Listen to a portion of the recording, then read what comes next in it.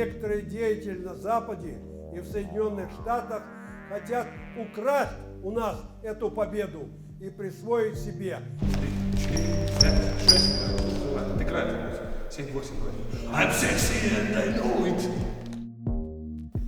Ты настолько самолюбив и амбициозен, что признавать свои ошибки ты никак не хочешь.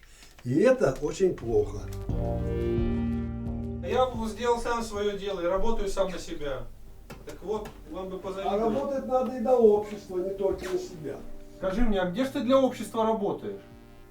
Я и сейчас для общества. Где ты работаешь для общества? Работаешь на определенного человека, который над тобой стоит, которого зовут начальник.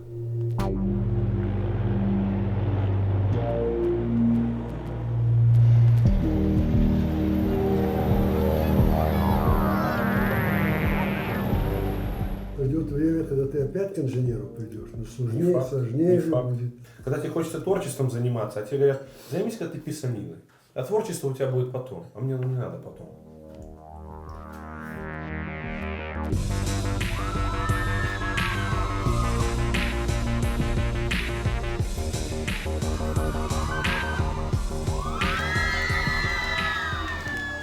Мне кажется, если бы со мной ездил чувак моего уже возраста, то мы, наверное, не знаю, перед половиной клуба.